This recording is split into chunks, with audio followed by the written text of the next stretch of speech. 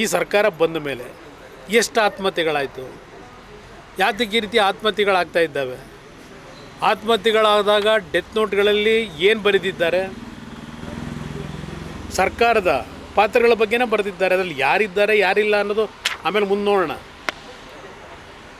ಈಗ ಇವರು ಸರ್ಕಾರದ ಮಂತ್ರಿಗಳ ಬಗ್ಗೆ ನಿಮ್ಮ ಇಲಾಖೆಯಿಂದ ಏನು ಸತ್ಯಾಂಶ ಹೊರಗೆ ತರಲಿಕ್ಕೆ ಸಾಧ್ಯ? ನೀವು ಅಲ್ಲಿ ಅವನೋ ಕೂತ್ಕೊಂಡು ಅದು ಯಾರೋ ರಮೇಶ್ ಗೌಡ ಅಲ್ಲೆಲ್ಲ ಊಟಕ್ಕೆ ಹೋಗಿದ್ದಂತೆ, ಅಲ್ಲಿ ಕೂತ್ಕೊಂಡ್ಬಿಟ್ಟು ಅದೆಂಥದ್ದು ಕುಮಾರಸ್ವಾಮಿಗೆ ಫೋನ್ ತೆಗೆದು ಕೊಟ್ಬಿಟ್ಟನಂತೆ, 50 ಕೋಟಿ ಕುಮಾರಸ್ವಾಮಿ ಕೇಳಿದಂತೆ, ಅದಕ್ಕೊಂದು ಕಂಪ್ಲೇಂಟು ಕುಮಾರಸ್ವಾಮಿ ಮೇಲೆ.